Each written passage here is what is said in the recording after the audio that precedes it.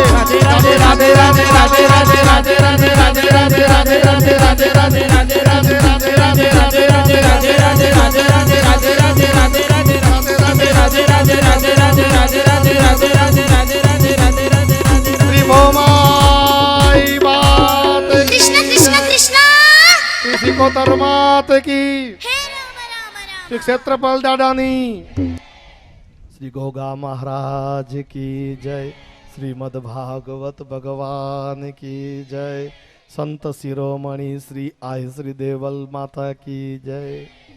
અત્યારે કથા અહીં વિરામ થાય છે।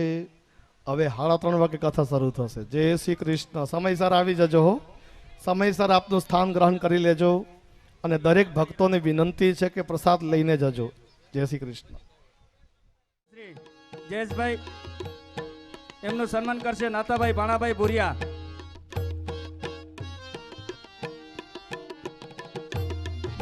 ખૂબ ખૂબ ધન્યવાદ જયેશભાઈ, અમારે આમંત્રણને માન દઈને તમે અહીંયા પધાર્યા બદલ ખૂબ ખૂબ આભાર। એવા જ અમદાવાદથી આવેલા આપણા મહેમાનો ગિરીશભાઈ પટેલ, ગિરીશભાઈ પટેલ, ગિરીશભાઈ આપ અહીંયા આવજો। गिरीशभाई सम्मान करશે खिमजी ढोसा भुरिया।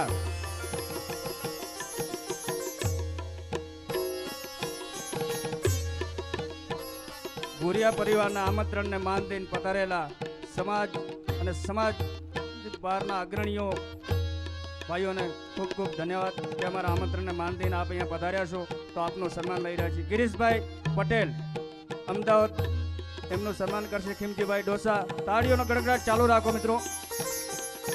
એવું નામ નવનીતભાઈ પટેલ અમદાવાદ, નવીનભાઈ અહીંયા આવશો અને નવીનભાઈનું સન્માન કરશે હરિભાઈ દેવજી ભુરિયા।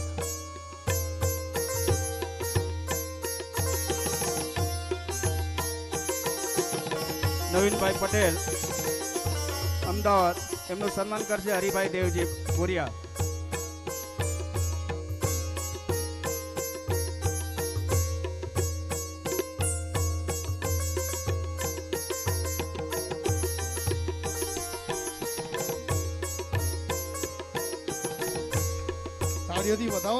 નિલેશભાઈ પટેલ, નિલેશભાઈ પટેલ અમદાવાદ, નિલેશભાઈ આપ પણ અહીંયા આવશો અને નિલેશભાઈનું સન્માન કરશે ભીમાભાઈ દલાભાઈ ભુરિયા। ભીમાભાઈ દલાભાઈ ભુરિયા, નિલેશભાઈનું સન્માન કરશે ભીમાભાઈ દલાભાઈ ભુરિયા। ભીમાભાઈ આપને મારો અવાજ સંભળાતો હોય તો જલ્દીથી જલ્દી સ્ટેજને ત્યાં આવી જાઓ। અચ્છા, નિલેશભાઈનું સન્માન કરશે ભાવેશભાઈ દુદાભાઈ ભુરિયા। ભાવેશભાઈ દુદાભાઈ ભુરિયા, જોરદાર તાળીઓથી વધાવો મિત્રો। એવા ભુવા શ્રી વિસા ભગત લાકડાવાંડ, વિસા બાપા તમે અહીંયા પધારશો અને વિસા ભગતનું સન્માન કરશે કરશન રાણા ભુરિયા। કરશન રાણા ભુરિયા, કરશનભાઈ સ્ટેજને ત્યાં પધારશો।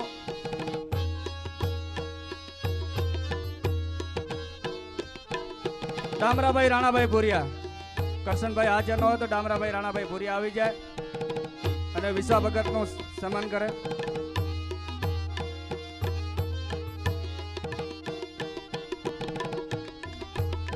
જોરદાર તાળીઓ, જય હો, જય હો।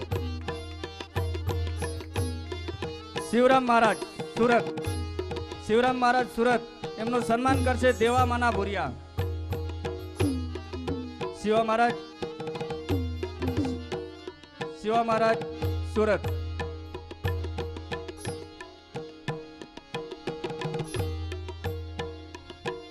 જેવી રીતે જેમના નામ બોલાતા આવે એવી રીતે જલ્દીથી જલ્દી અહીંયા સ્ટેજને ત્યાં આવી જાઓ। શિવરામ મહારાજનું સન્માન કરશે દેવામાના।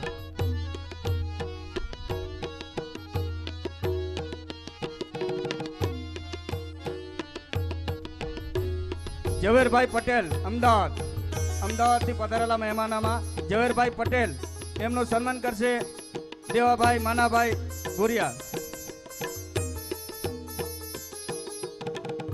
તાળીઓનો ગડગડાટ ચાલુ રાખો મિત્રો। કોઈ બીનું સન્માન થતું હોય ત્યારે આપણે તાળીઓ બંધ ન રહેવી જોઈએ, એની ખાસ ધ્યાન રાખો। ઝવેરભાઈ આવો, આપનું સન્માન કરશે દેવાભાઈ માનાભાઈ ભુરિયા। એવા જ અમદાવાદથી પધારેલા કનુભાઈ પટેલ, કનુભાઈ પટેલ આપ અહીંયા આવશો અને કનુભાઈનું સન્માન કરશે નાનજીભાઈ ડામરાભાઈ ભુરિયા।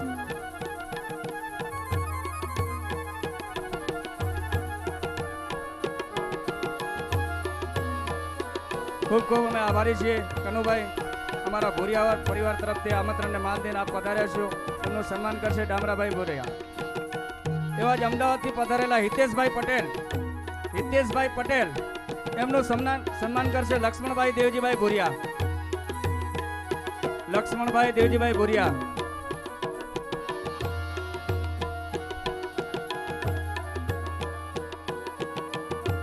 આવો હિતેશભાઈ, જોરદાર તાળીઓથી વધાવો મિત્રો.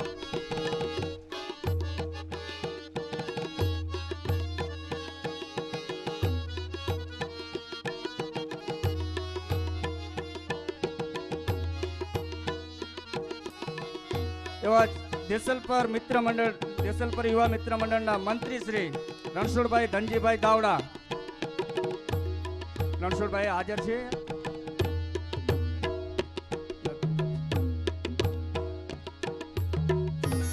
દેસલપર યુવા મિત્ર મંડળના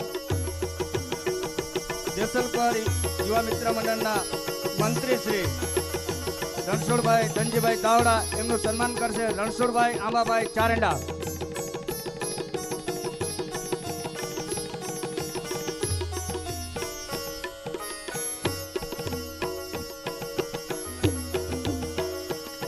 દેસલપર યુવા મિત્ર મંડળના મંત્રી શ્રી રણછોડભાઈ ધનજીભાઈ દાવડા એમનું સન્માન કરશે રણછોડભાઈ આંબાભાઈ ચારેંડા.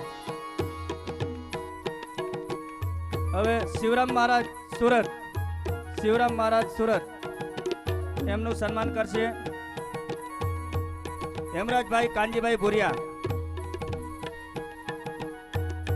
શિવરામ મહારાજ સુરત એમનું સન્માન કરશે હેમરાજભાઈ કાનજીભાઈ ભોરિયા. આવો શિવરામ મહારાજ.